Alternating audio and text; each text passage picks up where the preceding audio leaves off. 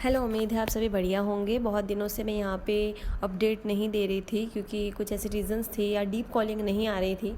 बस इंस्टाग्राम पे कुछ पोस्ट करवा करके मैं वहाँ से गैप ले रही थी और अभी भी वही होगा। थोड़ा थोड़ा अपडेट आपको मिलता रहेगा यहाँ पे यूट्यूब पे, लेकिन थोड़ा सा गैप मेंटेन होगा क्योंकि कुछ और हीलिंग्स है जहाँ पर पे आपको भी, मुझे भी और सभी को अपने अपने लेवल पे अपने हिसाब से वर्क करना है। ठीक है, तो उसके लिए थोड़ा तो टाइम चाहिए होता है। तो मैं आपको यही सजेस्ट करूँगी कि आप भी अपने आप को हीलिंग्स के लिए टाइम दें, अपने आप के लिए टाइम दें, जो कि सबसे ज़्यादा इम्पॉर्टेंट है।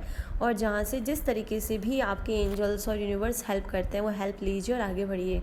बस अपने ऊपर और अपनी एनर्जीज़ पे, अपने यूनियन पे, अपने डिवाइन पे फोकस रखिए और आगे बढ़ते जाइए। ठीक है, तो चलिए हम स्टार्ट करते हैं हमारे फुल मून की एनर्जी और उसके साथ में इक्लिप्स की, रेट्रोगेट्स की और जितने भी डिफरेंट काइंड्स ऑफ पोर्टल की और एनर्जी है सारी हम अपडेट देते हैं यहाँ पे अभी।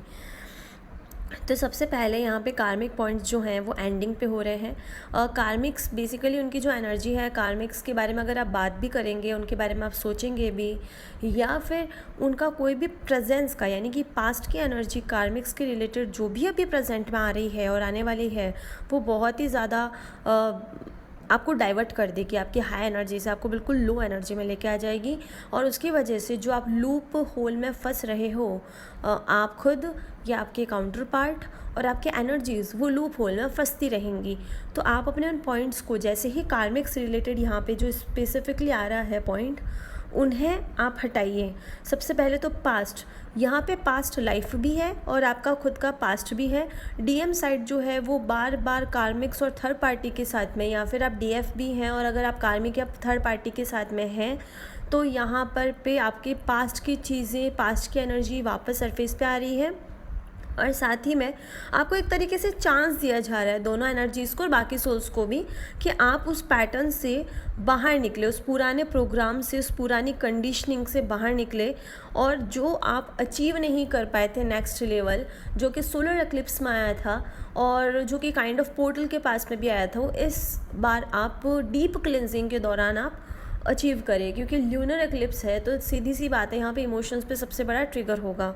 ठीक है, तो पास्ट यहाँ पे सबसे पहले अटैक करेगा। और यहाँ पे पास्ट, क्योंकि पास्ट के एनर्जी और इमोशंस की वजह से ही आज कहीं ना कहीं कोई ना कोई ब्लॉकेज हम में, हर किसी में है। ठीक है, तो वो सारे यहाँ पे सरफेस करेंगे। यहाँ पे आपको हो सकता है आप स्टक फील करो, सेम सेम चीज़ें हो रही हैं, आपको समझ में भी आ रही है, फिर आप इरीटेट हो जाओ, हो सकता है क्योंकि कलेक्टिव की एनर्जी है, डिफरेंट तरीके से हर किसी को यहाँ पे रेजोनेट कर सकती है। तो कोई प्रॉब्लम नहीं होता है स्टक होना, एंगर होना या फिर डिप्रेशन आना, एंजाइटी होना, ये सारा एक फॉर्म है निकलने का। जब हम उसे दबा देते हैं तो वो एक गलत तरीके से पोर्ट्रे होता है हमारी इमोशनल बॉडी में, जिससे कि हमारी इमोशनल बॉडी जो होती है वो डिफरेंट तरीके की जो वाइब्रेशंस होती हैं उन्हें रेस करती है और हमारे अंदर डिफरेंट तरीके की बीमारियां हो जाती है। जिसे हम नॉर्मली कहते हैं पैरों में दर्द हो रहा है पर उसमें मेडिकल रीज़न नहीं होते, तो हम क्या कहते हैं, स्पिरिचुअलिटी से रिलेटेड कुछ है, यानी आपको डिप्रेशन या एंजाइटी रिलेटेड कुछ हो रहा है। तो आपको यहाँ पे फिजिकल लेवल पे इस तरीके से फील होगा इमोशंस के कारण, और आपके जो डीएम और आपके काउंटर पार्ट होते हैं उन्हें वहाँ पे वो चीज़ डिफरेंट तरीके से वहाँ पे फेस करनी पड़ती है, अपने कर्मा प्लस अपनी कंडीशनिंग के अकॉर्डिंग। तो कहने का मतलब है आप अपनी चीज़ों को सिर्फ यहाँ से रिलीज़ करने का काम करेंगे तो आपके डीएम भी वहीं करेंगे। ठीक है, तो बेसिकली जो अभी का चल रहा है, जो टाइम पीरियड है, बेसिकली सारी टॉक्सिसिटी, जितनी भी टॉक्सिसिटी है सारी बाहर आ रही है, सारी। अब आप समझ लीजिए एक साथ में अगर कोई कचरा पास्ट लाइफ से और इस लाइफ से बाहर आएगा तो आपको कितना पेशेंस की ज़रूरत होगी। ठीक है, पेशेंस रखिएगा। पेशेंस और फेथ के साथ पेशेंस होने में ना बहुत बड़ी एनर्जी आपको गेन होगी इससे, और इससे आप खुद समझ पाएंगे मैं बार बार क्यों कह रही हूँ, जब आप इस पैटर्न को खुद तोड़ देंगे। और एडिक्शन है कोई तरह का, अनहेल्दी अटैचमेंट्स है, चाहे वो आपके अपने पेरेंट्स के साथ में एक अनहेल्दी इमोशंस को लेकर के हो, चाहे एक अनहेल्दी पैटर्न हो, अनहेल्दी सोच हो, डीएम और डीएफ दोनों इस चीज़ को इक्वली फेस करेंगे। क्योंकि दोनों का एनर्जी अभी जो है वो बहुत ही फटाफट से डीएम का डीएफ में और डीएफ का डीएम में इक्वली चेंज हो रहा है, एक्सचेंज हो रहा है। तो ऐसा कहना गलत होगा कि सिर्फ डीएम के साइड ऐसी एनर्जी है, नो। आप एज अ डीएफ भी यहाँ पे डीएम रिलेटेड पास्ट लाइफ के इमोशंस और चीज़ें यहाँ पे क्लियर करेंगे, तो वहीं पे आपके जो काउंटर पार्ट है वो भी सेम करेंगे। और बहुत सारे कलेक्टिव में जो है डीएम और डीएफ दोनों को, यानी इनर यूनियन को पार कर चुके हैं, तो वो दोनों सेम लेवल पे हैं। ठीक है, यहाँ पे बेसिकली अनहेल्दी अटैचमेंट्स पे वार किया जाएगा, पास्ट को रिलीज़ करना, यही सबसे बड़ा मैसेज है। रिलेशनशिप्स जो हैं कार्मिक्स के, वो जो लाइफ टाइम से आपके साथ में खेल खेलते आ रहे हैं, लूप में फंसाते आ रहे हैं, आपको अपनी तरफ अट्रैक्ट करते आ रहे हैं, आपको बेवजह में ऑब्सेस कर रहे हैं, किसी चीज़ को लेके डरा रहे हैं, लैक ला रहे हैं, कोई लैक वाली एनर्जी आप में लेके आ रहे हैं, आप में, आपके काउंटर पार्ट में सेपरेशन की एनर्जी को और ज़्यादा हैवी कर रहे हैं। यानी कि जो भी डीप रूटेड इमोशन जो कोर लेवल पे हील नहीं हुआ है वो ऊपर आएगा, ठीक है।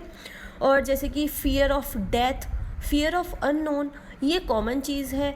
और जैसे कि किसी के दिमाग में अपने पेरेंट्स के साथ में भी, अगर उनके पेरेंट्स कार्मिक है, थर्ड पार्टी की तरह रोल कर रहे हैं, उनके पेरेंट्स को लेके भी अगर कुछ ऐसी चीज़ें हैं जो कि इमोशनली वहाँ पे हील नहीं है, जिसे हम पेरेंट्स वुंड कहते हैं, एंसेस्ट्रल वुंड्स कहते हैं, तो वो चीज़ें भी सामने फिर से आएंगी, दोहराई जाएंगी, जो कि आज तक आपने हील कर रहे थे। तो एक तरीके से रीचेक होगा और जहाँ पे प्रॉब्लम होगी आपको पता चल जाएगा, ठीक है।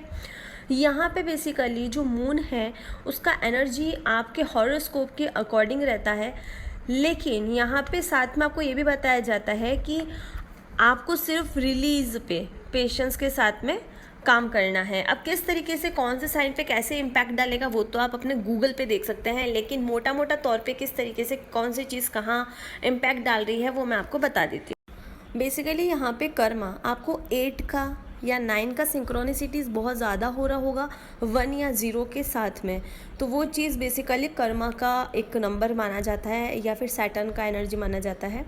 यहाँ पे किस तरीके से अब चीज़ें, सबसे पहले यहाँ पे फैमिली है, फैमिली को लेके चीज़ें, या फिर टॉक्सिक कंफर्ट जोन है, टॉक्सिसिटी है। अगर आपको स्टेबल, हो सकता है कि आप जिस जॉब में करियर में हो चीज़ें अब चेंज हो।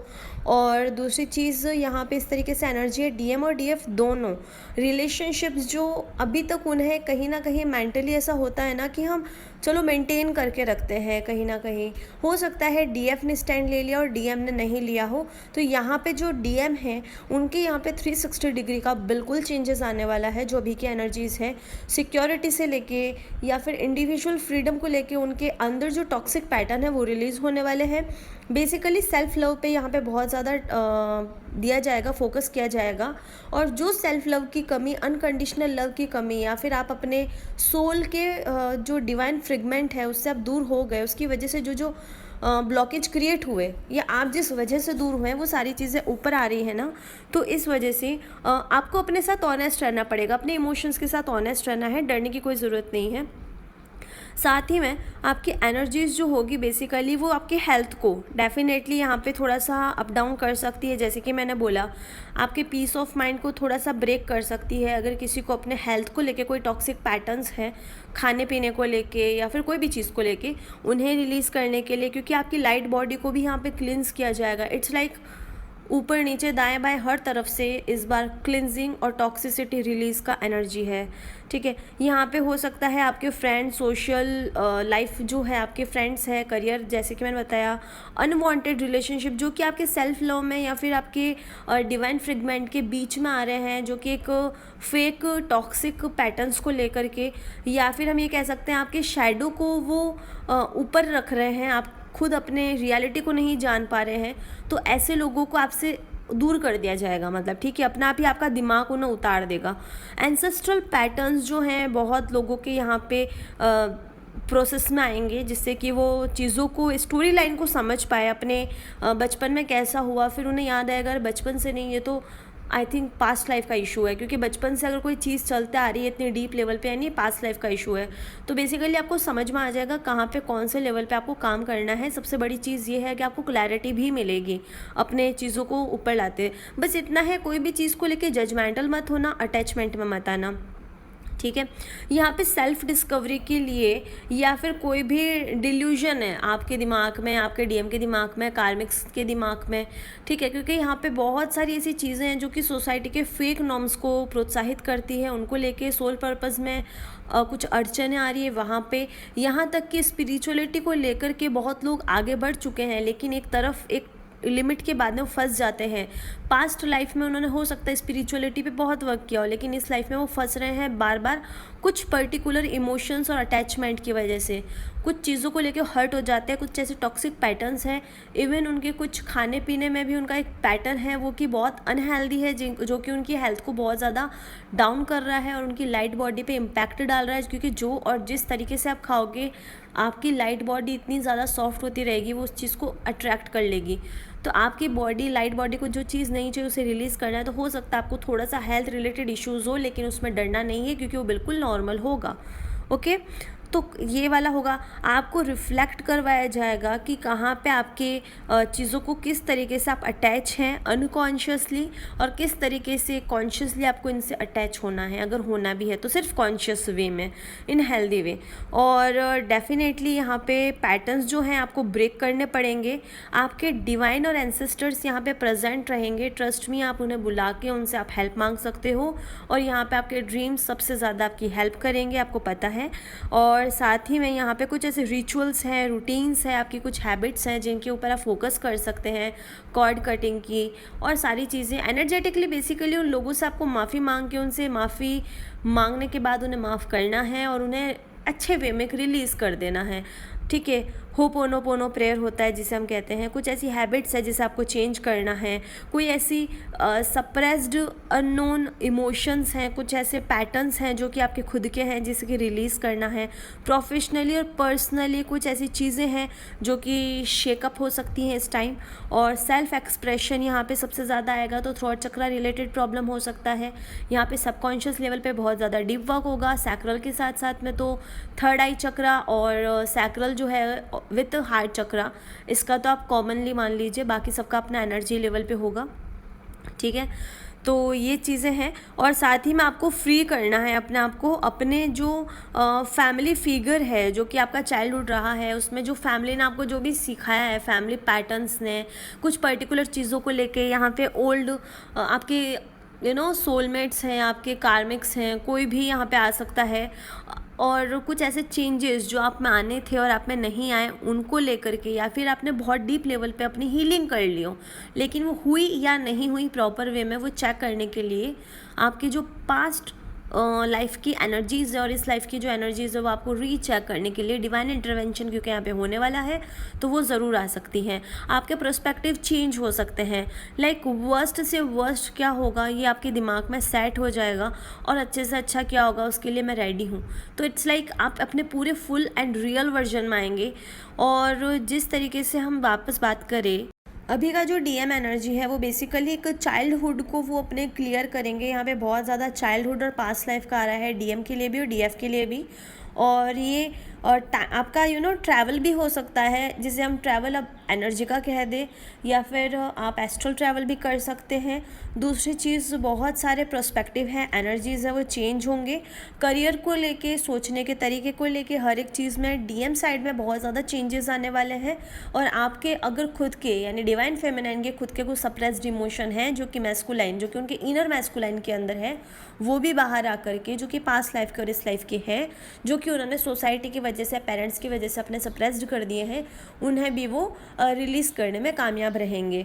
और जो खुद उनके काउंटर पार्ट है वो बेसिकली उनका जो न्यू पैशन है, जो हम कह सकते हैं कि उनका खुद का जो रियल वर्जन है, रियल रूप है, वो उनके सामने आएगा। और स्पेशली वो जो वर्जन होगा वो एक्शन रिलेटेड होगा, एक्शन ओरिएंटेड होगा।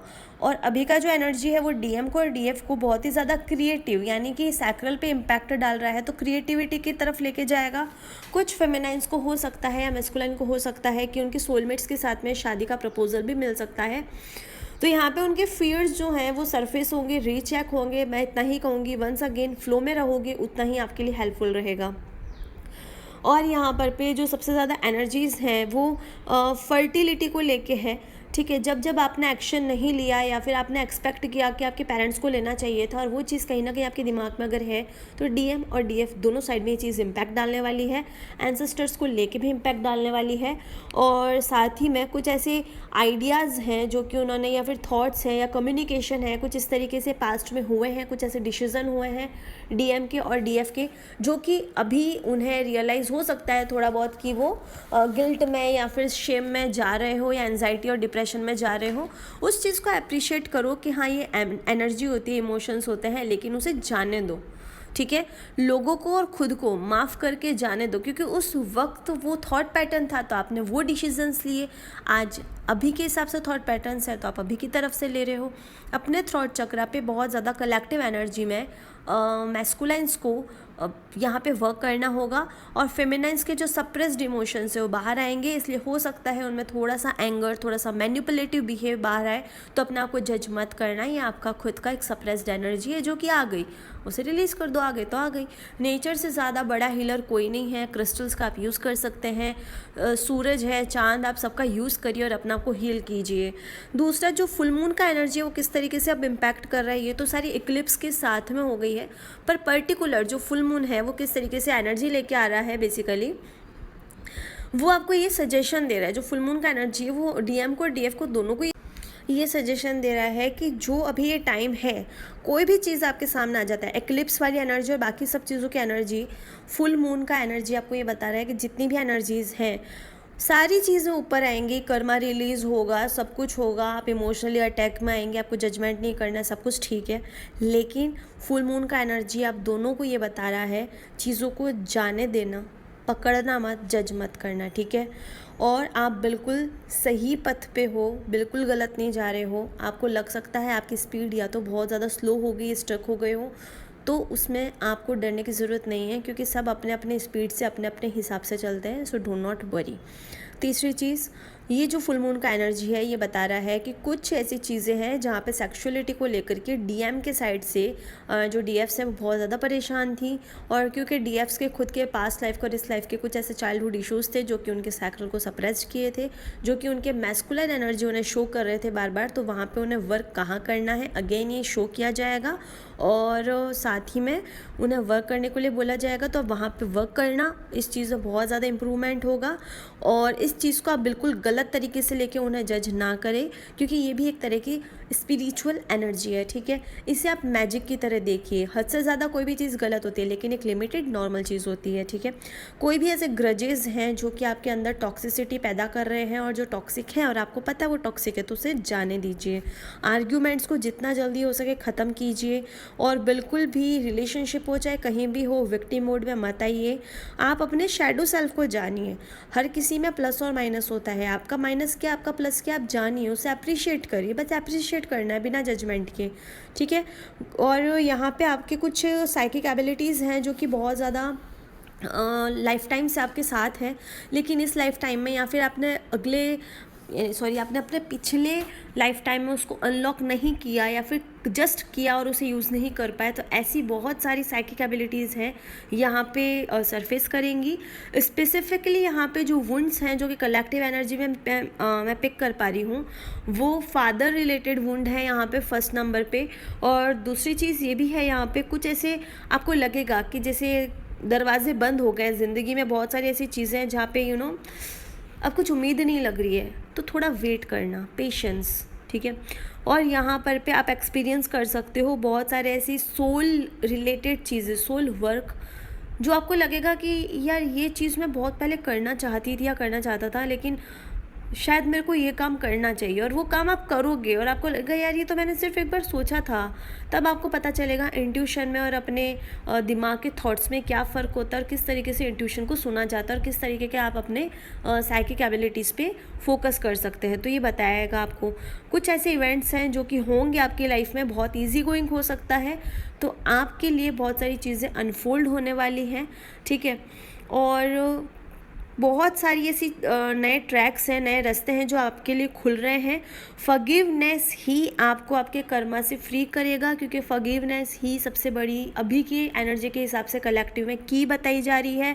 मेडिटेशन, प्राणायाम, योग निद्रा और ब्रीथिंग एक्सरसाइज, मतलब प्राणायाम हो गया, ब्रीथिंग एक्सरसाइज, ये चीज़ें आपको बहुत इम्पैक्ट डालेगी। और साथ ही में आपको जो भी चीज़ें हैं चेंज होने वाली हैं, आपको डिस्कम्फर्ट कर सकती हैं आपकी लाइफ में। आपके कुछ अच्छी हैबिट्स के ऊपर यहाँ पे वर्क हो सकता है। कुल मिलाकर के आपको अपने शैडो सेल्फ को यहाँ पर रिलीज़ करने के लिए बताया जा रहा है।